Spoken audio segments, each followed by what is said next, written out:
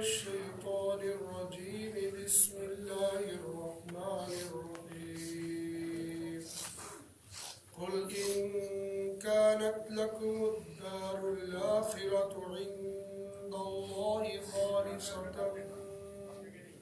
خالصة من دون الناس فتمنوا الموت إن كنتم صادقين ولن يتمنوا أبدا بما قدمت أيديهم والله عليم بالظالمين. قل آپ فرما دیجئے ان کانت اگر ہے لکم تمہارے لیے الدار الاخرۃ آخرت کا گھر عند اللہ اللہ کے پاس خالصتاً صرف من دون الناس لوگوں کے علاوہ فتمنوا الموت تو تمنا کرو تم موت کی ان کنتم صادقین اگر تم سچے ہو وَلَن يَتَمَنَّوْهُ اور ہرگز تمنا نہیں کرو گے تم اس کی ابداً کبھی بھی بما اس وجہ سے قدمت ایدیہم بھیج دیا ہے تمہارے ان کے ہاتھوں نے واللہ علیم اور اللہ تعالیٰ جانتا ہے بالظالمین ظالموں کو. یہ سورہ بقرہ کی آیت نمبر 94 اور 95 جن کی تلاوت اور ترجمہ ہم نے سنا. ان آیات میں یہودیوں کے اسرائیلیوں کے اس قول کی تردید کی گئی ہے. یہ مسلمانوں سے یہ کہا کرتے تھے کہ ہم جو ایمان لے آئے تو ہمارا ہی ایمان اللہ کے یہاں محبوب اور پسندیدہ ہے، تمہارا ایمان اللہ کے یہاں پسندیدہ نہیں ہے. آخرت کی جنت اور آخرت کی عیش اور آرام یہ صرف ہمارے لیے یعنی یہودیوں کے لیے ہے، یہ تمہارے لیے نہیں ہے. اور اگر مان لیا جائے بقول تمہارے کہ آخرت کا عذاب آخرت کی سزا وہ ہمیں ملنے والی ہے تو وہ بھی سن لو.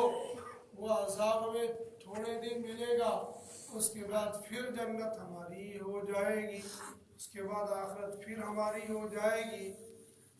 ان باتوں کے کہنے کا مطلب یہ تھا کہ مسلمانوں کا دین پسندیدہ نہیں ہے اور یہودیوں کا دین اللہ کے یہاں پسندیدہ ہے. لہذا جس کا دین پسندیدہ ہے اسی کا مقام اللہ کے یہاں ہے، اور جس کا دین اللہ کے یہاں مردود اور مبغوض ہے اس کا مقام اللہ کے یہاں نہیں ہوگا. اور مسلمان یہ کہتے تھے ان الدین عند اللہ الاسلام، اللہ کے یہاں تو دین اسلام ہے، باقی جتنے دین آئے وہ سب منسوخ ہو چکے ہیں، اب کوئی دین نہیں چلے گا، دین تو بس اب دین اسلام ہی چلے گا. لیکن یہودی اپنے اعتبار سے یہ کہتے تھے کہ یہودی غالب رہیں گے، یہودی دنیا میں بھی غالب آخرت میں بھی غالب رہیں گے. ان کے اس باطل خیال اور باطل نظریے کی رب العالمین نے آج کی آیات میں تردید کی ہے، بہین طور کی یہ کہتے ہیں کہ آخرت میں جنت ہمارے لیے ہے، آخرت کی عیش و عشرت ہمارے لیے، آخرت کا آرام ہمارے لیے ہے. اور جب کسی آدمی کو یہ یقین ہو کہ آنے والا اسٹیشن، آنے والا شہر، آنے والی گھڑی اور آنے والا ملک اور آنے والی جگہ میرے لیے اس جگہ سے زیادہ پسندیدہ ہے، اس جگہ سے زیادہ اعلیٰ اور عرفہ ہے، اس جگہ سے زیادہ بہتر ہے، اور آخرت دنیا کے مقابلے میں بہتر ہی بہتر ہے، تو اب ان لوگوں کو یہ چاہیے کہ یہ وہاں جانے کی تمنا کر لیں. اور جنت میں دخول کے لیے موت کے پل سے گزرنا چونکہ شرط ہے، بغیر موت کے بندہ جنت میں پہنچ نہیں سکتا، بغیر موت کے بندہ اللہ کے پاس پہنچ نہیں سکتا، بغیر موت کے بندہ دوزخ کے اندر بھی نہیں پہنچ سکتا ہے۔ آخرت کے احوال سے گزرنے کے لیے موت شرط ہے۔ موت آئے گی تو آخرت کے مناظر سامنے آئے گی، موت نہیں آئے گی تو دنیا کے اندر پڑا ہوا ہے۔ لہٰذا یا نبی اللہ صلی اللہ علیہ وسلم قل، آپ ان سے کہہ دیجیے، کیا کہنا ان کے لیے؟ یہ جو کہتے ہیں کہ آخرت ہمارے لیے، ان کانت لکم الدار الاخرۃ عند اللہ خالصۃ من دون الناس، اگر آخرت کا گھر صرف اور صرف یہودیوں کے لیے، من دون الناس اور لوگوں کے لیے نہیں ہے، اور کوئی بھی نہیں، لیکن چونکہ ڈائریکٹ ان کے مخاطب مسلمان تھے لہذا مسلمانوں کے لیے نہیں ہے، یا عیسائی ان کے لیے نہیں ہے، یا مشرک ان کے لیے نہیں ہے، باقی ان کے زعم کے مطابق دوزخ میں جانے والے تھے۔ اصل ٹھکانہ تو صرف اور صرف یہودیوں اور اسرائیلیوں کے لیے تھا بقول ان کے۔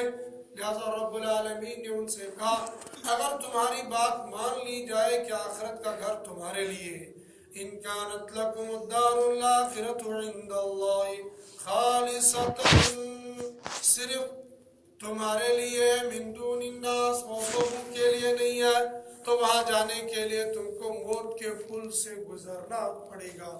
لہذا تم یہ کام کرو، فَتَمَنَّوُا الْمَوْتَ إِن كُنتُمْ صَادِقِينَ، تو تم موت کی تمنا کر لو اگر تم سچے ہو، اس لیے کہ موت سے ڈرے گا وہ جس کو پتا ہے میرے اعمال بگڑے ہوئے ہیں، اور جس کو یہ پتا ہے کہ مجھے آخرت کا گھر اس گھر سے اچھا ملے گا، لہذا اس کو موت سے کوئی ڈر تو لگے گا نہیں۔ لہذا تم موت کی تمنا کر لو، موت کی تمنا کر لینا، یا اللہ مجھے موت دے دے، یہ تمنا کر لینا، یا اس کی دعا کر لینا، کیا ہمارے لیے جائز ہے، کیا ہمارے لیے درست ہے؟ اور ان لوگوں کو رب العالمین کہہ رہے فَتَمَنَّوُا الْمَوْتَ، تم موت کی تمنا کر لو۔ ادھر ہم حضرت نبی کریم صلی اللہ علیہ وسلم کے بے شمار فرمودات، ارشادات بخاری کے اندر، مسلم کے اندر، بیہقی کے اندر، ترمذی کے اندر اور دیگر کتب کے اندر یہ حدیث مختلف الفاظ کے ساتھ ملتی ہے کہ اللہ کے نبی صلی اللہ علیہ وسلم نے موت کی تمنا کرنے سے منع کیا ہے، موت کی دعا کرنے سے منع کیا ہے۔ لیکن موت کی دعا کرنے سے کن لوگوں کو منع کیا ہے؟ ہر ایک کو یا کسی کسی کو اجازت ہے۔ محققین، محدثین، مفسرین نے ان تمام دلائل، تمام احادیث مبارکہ کو سامنے رکھ کر جمہور مفسرین نے، جمہور علماء نے یہ لکھا ہے کہ موت کی دعا کر لینا کسی کے لیے بھی درست نہیں ہے، چاہے وہ نیک ہے چاہے وہ بد ہے، کسی کے لیے بھی موت کی دعا کر لینے کی اجازت نہیں ہے۔ ویسے عام طور پر موت کی دعا وہ آدمی کرتا ہے جو دنیا سے تنگ آ چکا ہو، لیکن دنیا سے تنگ آنے کا مطلب دنیا کے خرافات سے نہیں، اور دنیا کے گناہوں سے نہیں، دنیا کی لذتوں سے نہیں، بلکہ وہ تنگ آ چکا ہے کسی اپنی بیماری کی وجہ سے، وہ تنگ آ چکا ہے اولاد کے نافرمانی کی وجہ سے، وہ تنگ آ چکا ہے گھریلو جھگڑوں کی وجہ سے، وہ تنگ آ چکا ہے کاروبار نہ چلنے کی وجہ سے، وہ تنگ آ چکا ہے بزنس ٹھپ ہونے کی، دنیا کی وجہ سے وہ تنگ آ چکا ہے۔ اب وہ کہتا ہے ایسی زندگی سے تو موت ہی بہتر ہے، اور ایسی غلطی ہمارے بہت سارے ایمان والے کر دیتے ہیں۔ بہت ساری جگہوں پر جب حالات چاروں طرف سے گھیر لیتے وہ موت ہی ہے یا بہتر، مر کے بھی اگر چین نہ مل گیا تو پھر فائدہ کیا ہے موت کا بھی؟ کیا معلوم ہے کہ مرنے کے بعد قبر میں ہمارا استقبال کیا جائے گا یا ٹھکائی ہوگی وہاں؟ اگر جو ہو گیا استقبال تو پھر تو چلو کوئی بات نہیں ہے، پھر تو دنیا کی ساری مصیبتیں، اگر ایک منٹ کے لیے بھی انسان کو چین، راحت، سکون دنیا کے اندر نہیں ملا ہوگا، آخرت میں پہنچتے ہی اس کو چین مل گیا تو یہ ساری پریشانیاں بندہ بھول جائے گا، اور اگر اس کے مقابلے میں ساری زندگی اس کو کبھی پریشانی نہیں آئی ہے اور آخرت کی ایک پریشانی کا جھٹکا دنیا کی ساری راحت کو بھلا دے گا۔ اور میں آپ کوئی نہیں جانتا کہ ہمارے بارے میں فیصلہ کیا ہونا ہے۔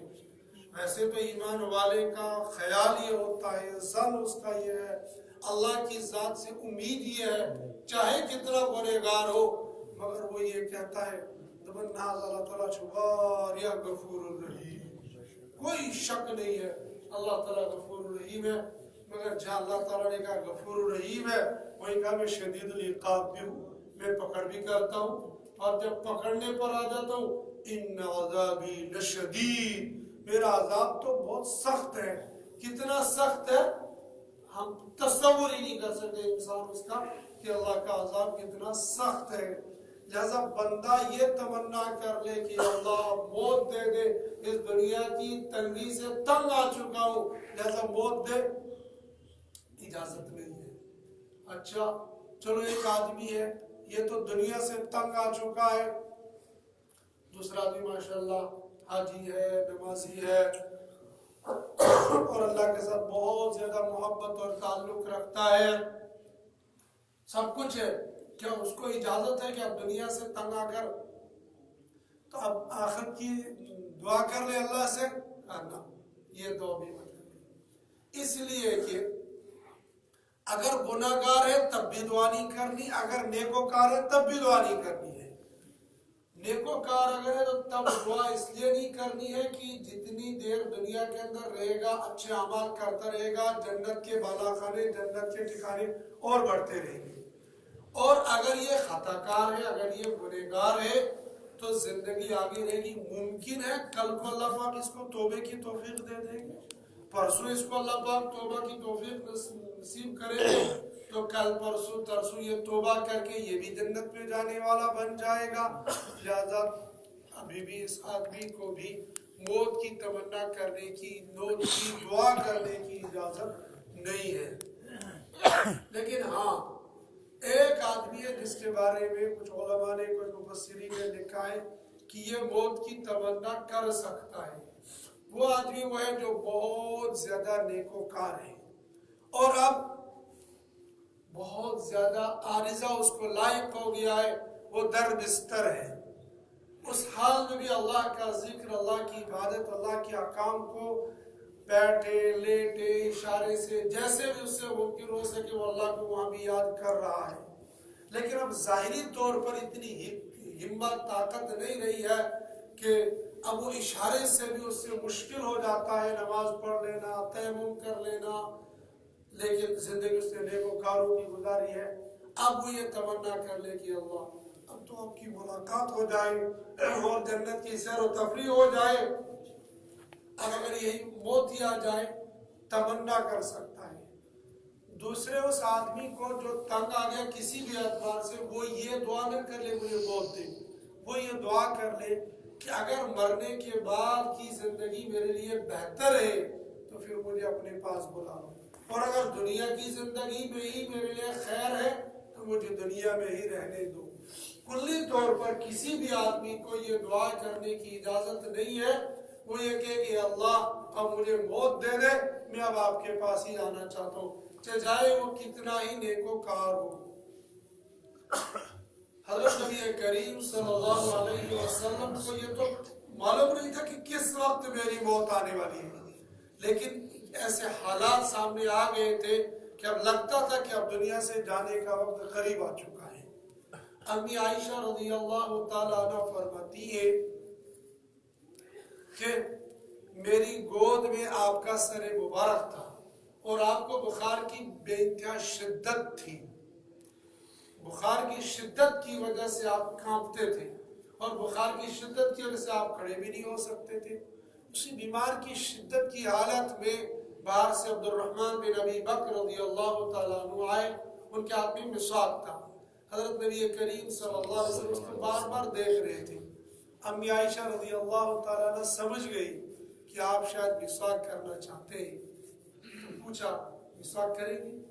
جی مسواک کروں گا، تو ان سے لے لیا مسواک، دے دیا آپ علیہ السلام کو، تو آپ چبانے لگے تھے، لیکن طاقت نہیں تھی کہ جو چبا سکتے تھے۔ امی عائشہ نے پوچھا چبا کر دوں؟ کہا چبا کر دو۔ انہوں نے لیا، چبایا، چبانے کے بعد فوراً حضرت نبی کریم صلی اللہ علیہ وسلم سے دیا، اس کو دھویا نہیں، بغیر دھوئے کے نبی علیہ السلام کو دیا، آپ نے مسواک کر لیا۔ یہاں پر امی عائشہ رضی اللہ تعالیٰ عنہ فرماتی ہے مجھے زندگی میں ایک ایسا صدمہ ملا ہے جس کے بعد خوشی نہیں، اور ایک ایسی خوشی ملی ہے جس کے بعد صدمہ کوئی نہیں۔ کہا کیا؟ کہا صدمہ مجھے یہ ملا ہے میری گود میں دو جہاں کے بادشاہ رخصت ہو گئی۔ یہ ایسا دکھ تھا، ایسا درد تھا کہ اس کے بعد اس زخم کو بھرنے والا کوئی نہیں۔ کہا خوشی مجھے اس بات کی ہوئی کہ آخر وقت میں میرے لب اور حضرت نبی کریم صلی اللہ علیہ وسلم کے لب ملے۔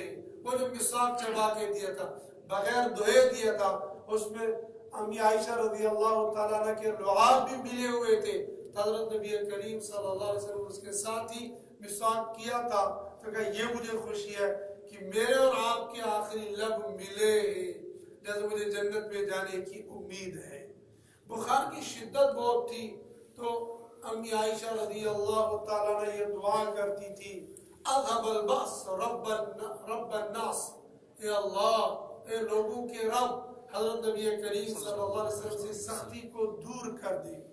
تو حضرت نبی کریم صلی اللہ علیہ وسلم نے امی عائشہ کا سر ہاتھ پکڑا اور فرمایا عائشہ میں تو اللہ کی ملاقات کی تمنا رکھتا ہوں۔ انبیاء علیہ السلام کے پاس جب حضرت اسرائیل علیہ السلام آتے تھے تو پوچھتے تھے اللہ کی ملاقات، حضرت ابراہیم خلیل اللہ علیہ السلام کے پاس حضرت اسرائیل علیہ السلام آئے کہ آپ کی روح قبض کر دی ہے۔ کہ بھائی مجھے تو خلیل اللہ کہا گیا، کیا دوست کی روح قبض کرتا ہے؟ حضرت اسرائیل علیہ السلام واپس چلے گئے۔ کہا آپ کا دوست تو یہ کہہ رہا ہے، کہا جاؤ ابراہیم سے کہو کیا دوست کے پاس آنے سے منع کرتا ہے؟ تو واپس آ گئے۔ کہا دوست کے پاس جانے سے منع کرتا، کہا فوراً روح قبض کر لو، مجھے دوست کے پاس چلے جانا ہے۔ حضرت یوسف علیہ السلام کے پاس آئے تو دعا کی اللہ مجھے نیکوکاروں کے ساتھ اٹھانا، مجھے نیکوکاروں کے ساتھ شامل کرنا۔ حضرت نبی کریم صلی اللہ علیہ وسلم کے پاس آئے، پیغام آیا ہے آنا چاہو تو آؤ، نہیں آنا چاہو تو آپ کے لیے اجازت ہے۔ آپ علیہ السلام آخر کلمہ پر اللہم الرفیق الاعلی کہ رب کریم کے ساتھ میری ملاقات کی تمنا ہے۔ لیکن چونکہ حضرت نبی کریم صلی اللہ علیہ وسلم کو ظاہری حالات معلوم ہو گئے تھے، حضرت جبریل علیہ السلام کے واسطے بتا دیا گیا تھا کہ آپ کے اوپر آخری آیت نازل ہوگی، آپ کو جس کام کے لیے دنیا میں بھیجا گیا تھا وہ کام مکمل ہو چکا۔ حجۃ الوداع کے موقع پر ذی الحجہ میں آپ علیہ السلام نے یہ اشارہ دیا تھا، یہ اندیا دیا تھا کہ اگر آئندہ میری زندگی رہی تو میں یہ کام کروں گا۔ نبی اس بات کو بلا وجہ نہیں کہتے، اس کا اشارہ تھا کہ جانے والے ہیں۔ جب عرفات کا میدان میں حضرت نبی کریم صلی اللہ علیہ وسلم تھے اور الیوم اکملت لکم دینکم واتممت علیکم نعمتی ورضیت لکم الاسلام دینا، یہ آیت نازل ہو گئی، تمام صحابہ خوش ہو گئے، ایون کہ حضرت عمر رضی اللہ عنہ خوش ہو گئے۔ ادھر دیکھو ابوبکر صدیق رضی اللہ عنہ دو رو رہے ہیں۔ حضرت عمر نے ابوبکر تمہیں کیا ہو گیا، تم رو رہے ہو، یہ تو خوشی کا مقام ہے۔ کہا عمر خوشی کا مقام ہوگا تمہارے لیے، جانتے ہو اس آیت کا مطلب کیا ہے؟ کا مطلب سیدھا الیوم اکملت لکم دینکم واتممت علیکم نعمتی، آج کے دن ہم نے تمہارے دین کو مکمل کر لیا اور تمہارے لیے دین اسلام کو پسند کر لیا ہے۔ واتممت علیکم نعمتی، وہ تمہارے نعمتوں کو تام کر لیا، مکمل کر لیا۔ ورضیت لکم الاسلام دینا، تمہارے لیے دین اسلام کو پسند کیا۔ کہا عمر جانتے ہو اس آیت کا مطلب کیا ہے؟ کہا یہ مطلب تو ہے ہی، اس کا دوسرا مطلب یہ نکلا ہے کہ حضرت نبی کریم صلی اللہ علیہ وسلم جس کام کے لیے دنیا کے اندر تشریف لائے تھے وہ کام مکمل ہو گیا ہے۔ اب حضرت نبی کریم صلی اللہ علیہ وسلم ہم سے جدا ہونے والی، میں اس پر رو رہا ہوں۔ عمر رضی اللہ تعالیٰ، اللہ اکبر، ابوبکر صدیق رضی اللہ تعالیٰ عنہ کا مقام، عمر رضی اللہ کا مقام تو بہت بڑا تھا دونوں کا، لیکن ابوبکر صدیق رضی اللہ کا مقام وہی کچھ اور تھا۔ پھر اور جو حالات، جب پھر الگ ہوتے بہت کم تھے، لیکن موت کا علم تو صرف اللہ کو، آخری وقت آنے والا تھا، یہ ذی الحجہ میں بتایا گیا۔ پھر محرم، صفر، ربیع الاول کی 12 تاریخ آئی، سوموار کا دن تھا، حضرت نبی کریم صلی اللہ علیہ وسلم ساتھ تھے، فجر کی نماز پڑھائی، ابوبکر صدیق رضی اللہ تعالیٰ نے، پھر حجر مبارک میں گئے، وہاں بیٹھے رہے، آپ کے پاس بیٹھے، اشراق میں وہیں پڑھ لی، اشراق کے بعد تھوڑا سا جو آپ کو افاقہ ہو گیا، بخار کی شدت کم ہو گئی، ابوبکر صدیق رضی اللہ عنہ کو ایسا لگا کہ اب آرام ہو گیا ہے تو اجازت چاہیے، اب میں وہاں جاؤں گا اپنے کھیت میں تھوڑا سا نظر مار کے ہوں، کئی دنوں سے گیا نہیں، اہلیہ بھی وہی ہے، نظر مار کے ہوں۔ آپ نے ہاں ٹھیک ہے جاؤ تم نظر مار کے ہوں۔ وہ وہاں چلے گئے، چاشت کا وقت ہونے جا رہا تھا، وہ وہاں پہنچے ہی تھے، پیچھے سے خبر آ گئی، حضرت نبی کریم صلی اللہ علیہ وسلم ہمیشہ کے لیے صحابہ سے الگ ہو گئے۔ سفر میں، حضر میں ہمیشہ ساتھ رہے، لیکن آخری وقت میں، اس وقت میں ابوبکر صدیق وہاں پر موجود نہ رہے، تھوڑی دیر پہلے چلے گئے، لیکن اس وقت میں وہاں پر موجود نہ رہے، اس وقت امی عائشہ رضی اللہ تعالیٰ عنہ موجود تھی۔ تو نبی علیہ السلام کا مقام تو کچھ اور تھا، آخر پر کہتے تھے کہ اللہ سے ملاقات کا شوق ہے، کسی امتی کو یہ دعا کرنے کی اجازت نہیں ہے کہ مجھے موت دے دو، میں تنگ آ گیا ہوں۔ جب دیندار انسان کو اس کی اجازت نہیں ہے تو گنہگار کو کیسے اجازت ہوگی؟ اور میں اور آپ تو یہ فیصلہ نہیں کر پائیں گے ہم کیا ہیں۔ ہم تو اپنے آپ کو ظاہر میں دیکھ کر اپنے آپ کو تسلی دیتے ہیں، ہاں میں نمازی بھی ہوں، حاجی بھی ہوں، میں تو تلاوت بھی ہوں، مولوی بھی ہوں، سب کچھ ہوں، لیکن کیا اللہ کے یہاں میرا یہ سب کچھ مقبول ہے یا مردود ہے؟ کل قیامت کے دن کئی نمازیوں کی نماز پرانے کپڑے میں لپیٹ کر منہ پر پھینک دی جائے گی، یہ سر سے اوپر جاتی نہیں۔ علمان والحفیظ، اللہ اپنے فضل سے ہماری نمازوں کو قبول فرمائے۔ ہمیں تو کچھ بھی خبر نہیں ہے ہماری یہ نماز، یہ تلاوت، یہ تفسیر، یہ اللہ کے یہاں مقبول ہے یا مردود ہے۔ ہم تو بہت شوق سے سارے اعمال کرتے، بس اللہ کی ذات سے ہمیں امید ہے اللہ ہم جو کچھ ٹوٹے پھوٹے کرتے انشاءاللہ تو قبول ہی کرتا ہوگا۔ فیصلہ کوئی نہیں کر سکتا ہے، کوئی انسان دنیا کے اندر یہ فیصلہ نہیں کر سکتا ہے کہ میں ادھر کہوں یا ادھر کہوں، بس امید پر ساری دنیا چل رہی، اور اللہ کی ذات سے امید۔ اللہ کے نبی صلی اللہ علیہ وسلم فرمایا کہ بندہ اللہ کے ساتھ جیسا گمان کرتا ہے ویسے اس کے ساتھ معاملہ ہوتا ہے۔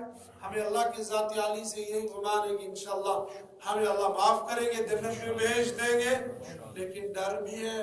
حضرت عمر رضی اللہ عنہ فرمایا کہ اگر اللہ کی رحمت کی طرف میں توجہ کروں، مجھے امید ہے جنت میں چلا جاؤں گا، اور اگر اللہ کے عذاب کی طرف میں توجہ کروں گا مجھے ڈر ہے کہ دوزخ میں چلا جاؤں گا۔ تو دونوں ہے، الایمان بین الخوف والرجاء، ڈر اور امید کے درمیان میں ایمان ہے۔ ہمارا حال تو یہی ہے، لہذا تمنا کبھی بھی، موت کی دعا کبھی بھی کسی بھی انسان کو کرنے کی اجازت نہیں ہے۔ ان یہودیوں کو اللہ پاک نے یہ کیوں کہا فَتَمَنَّوُا الْمَوْتَ إِن كُنتُمْ صَادِقِينَ، موت کی تمنا کرو اگر تم سچے ہو۔ اصل میں ان کو ڈانٹنا تھا، ڈپٹنا تھا، ان پر زجر و توبیخ کرنی تھی، پھر رب العالمین نے خود ہی فرما دیا آگے وَلَن يَتَمَنَّوْا أَبَدًا بِمَا قَدَّمَتْ أَيْدِيهِمْ، اور ہرگز وہ موت کی تمنا نہیں کریں گے ابداً، کبھی بھی۔ کیوں نہیں کریں گے؟ بِمَا قَدَّمَتْ أَيْدِيهِمْ، اپنے برے نام اعمال کی وجہ سے، جو کچھ ان کے ہاتھوں نے آگے بھیج دیا ہے۔ اور وہ کیا تھے؟ وہ اچھے نہیں، وہ تو برے اعمال تھے۔ پہلا برا عمل ان کا یہ تھا، حضرت نبی کریم صلی اللہ علیہ وسلم کا انکار کر دیا، قرآن کا انکار کر دیا، آپ علیہ السلام کی ذات عالی کا انہوں نے انکار کر دیا۔ بما قدمت ایدیہم، ان کے ہاتھوں نے جو کچھ بھیجا۔ اصل میں انسان کے ہاتھ آگے کچھ نہیں بھیجتے، لیکن بہت سارے چیزوں کے اور خاص طور پر ہاتھ کا بہت بڑا دخل ہوتا ہے، نماز کے لیے، دین کے لیے، بہت سارے کاموں کے دین کے اکثر کاموں کے لیے ہاتھوں کا استعمال ہوتا ہے، اس لیے ہاتھ کہہ دیا، اور مراد یہ آگے جو کچھ بھیج دیا ہے اس کی وجہ سے تم موت کی تمنا نہیں کر سکتے ہو، اور کیوں نہیں کرو گے؟ واللہ علیم بالظالمین، تم یہ کہتے ہو ہم تو نیکوکار ہیں، آخرت کا گھر تو ہمارے لیے ہے، لکم الدار الاخرۃ عند اللہ خالصۃ من دون الناس، تمہارا کہنا یہ ہے کہ آخرت کا گھر ہمارے لیے ہے، لیکن اللہ کیا کہہ رہے ہیں؟ آخرت کا گھر تمہارے لیے، واللہ علیم بالظالمین، اللہ تعالیٰ ظالموں کو جانتے ہیں۔ معلوم یہ ہوگا کہ یہودی ظالم ہے، یہ اسرائیلی ظالم ہے، ان کے ظلم کی وجہ سے اللہ پاک ان کو جانتا ہے، اور ان کو آخرت کا گھر کچھ بھی نہیں ملنا۔ ہاں آخرت کا گھر ملے گا لیکن جنت کی شکل میں نہیں، دوزخ کی شکل میں ان کو ضرور مل جائے گا۔ دنیا کے اندر یہ عیش تو کر رہے، اگر توبہ نصیب نہ ہوئی اور ایمان پر مرنے سے پہلے ان کو ایمان نصیب نہ ہوا تو آخرت کا معاملہ بہت برا ہوگا۔ اللہ ایمان والوں کو ایمان پر استقامت نصیب فرمائے، اور غیر ایمان والوں کو موت سے پہلے ایمان نصیب فرمائے۔ اللہ پاک ہمیں قرآن پاک کو پڑھنے کی، سمجھنے کی اور اس کے مطابق زندگی گزارنے کی توفیق نصیب فرمائے۔